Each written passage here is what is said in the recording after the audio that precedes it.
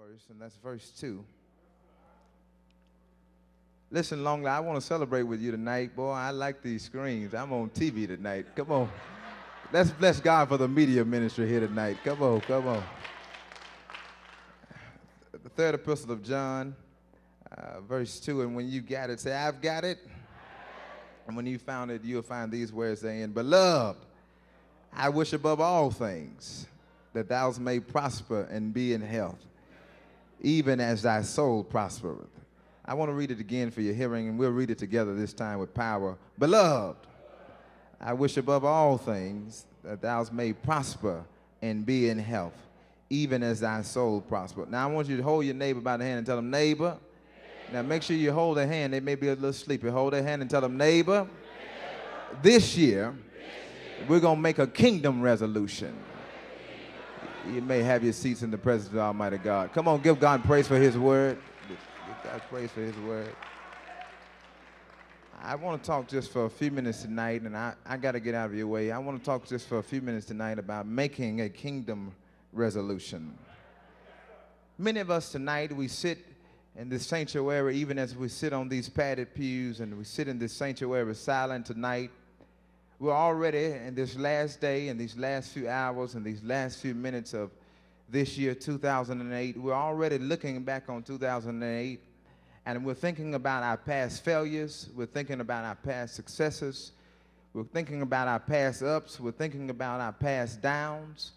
We're thinking about the days that we had good, that were good days. We're thinking about those bad days. And many of us tonight, we've already sat down in our quiet time and we begin to write our resolutions for 2009.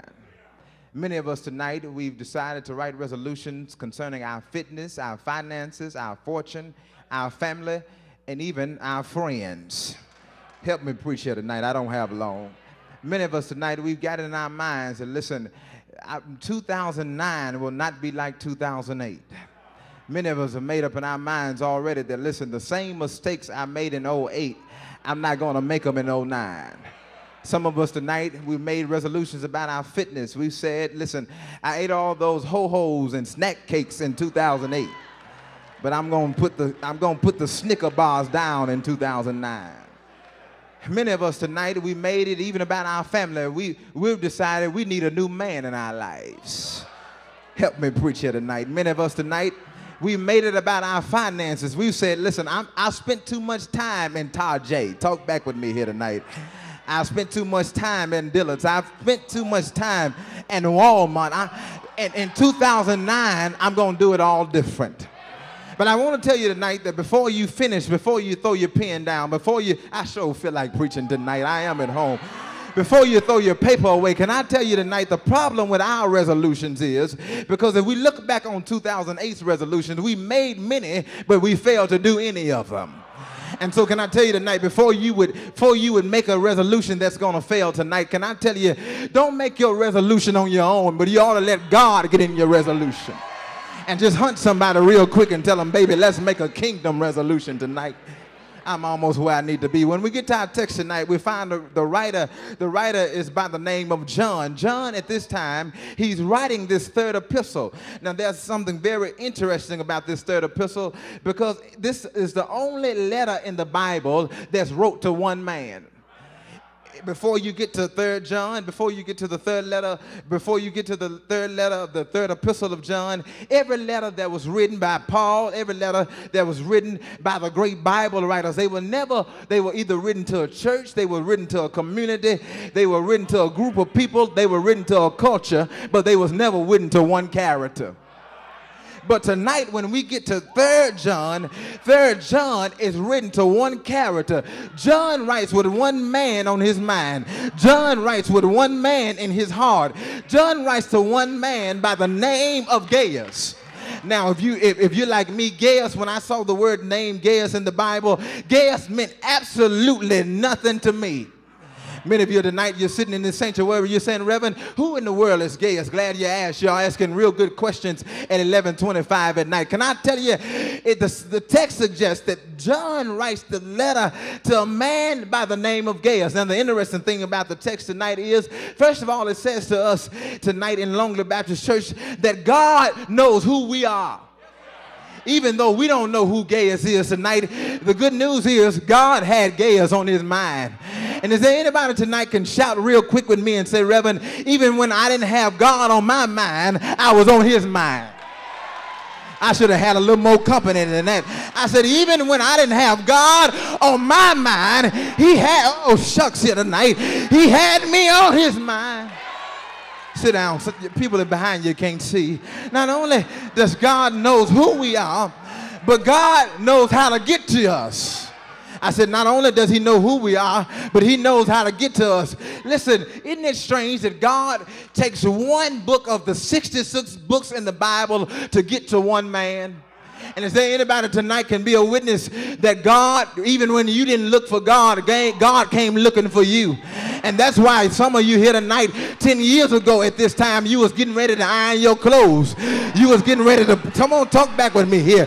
You had to start the stay flow out. You had shine, though, talk back with me here tonight. But the reason you're here tonight is because when you weren't looking for God, God came looking for you.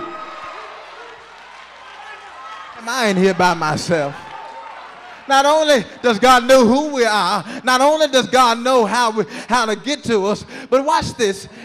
Watch this. Watch this. I want you to see this in the text. Because at this time, John is catching hell. Matter of fact, at this time when John writes this letter, he's on his way to an isle called Patmos. But watch what John does. God allows John to write encouragement, talk back with me here tonight, to somebody that's in better shape than he's in. And is there anybody tonight can be glad that every now and then God will use people around you that are doing worse than you are to encourage you? Is there anybody tonight can say, Reverend, I made it on some encouragement from some folk around me? I got three things. I got about 5 more minutes. I only put a quarter in the meter, and my time is ticking. It's almost saying expired. The first thing I want to lift out of this text is make sure in your resolution there's a loving friendship. Tell your neighbor, it got to be a loving friendship. I'm still in the text. I'm still in the text. Beloved.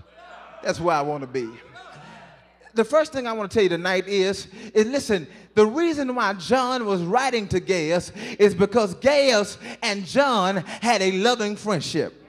Now, can I tell you tonight that when you see the word beloved, it actually brings up the idea that John looked at Gaius like a biological brother. Can I tell you tonight also that John's love for Gaius, because there's nothing, the only thing known about Gaius is that Gaius had been a new convert of John's, and also Gaius had been a partner of John in helping John get his ministry across. So can I say to you tonight that make sure you have somebody in your corner that's going to make sure, talk back with me here tonight, that's going to be in your corner to help you do what God has called you to do. See, many of us tonight, we got some baggage, but we ain't got no help. I said we got a lot of baggage, but we ain't got no help.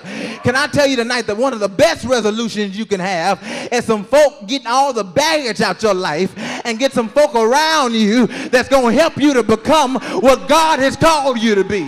DeSean Jarrett, I'm doing the best I can with the little script I got. Not only does it talk about, but it talks about that they had that the beloved, when you see it in the text, it talks about that they had a mutual love, not for each other, but their mutual love was for Jesus Christ. Can I tell you tonight that the best friendship you can ever make tonight is to have some friends around you that love Jesus? And I want to tell you the way you check them out. Listen, if you quote the 23rd number of Psalms and say, the Lord is my shepherd, and they can't fire back, and I shall not want, maybe that's the wrong friend. If you quote Psalms 27, the Lord is my light and salvation, and they can't say, in whom shall I fear, that's the wrong friend. You need some folk around you that love Jesus. If you holler out, hallelujah.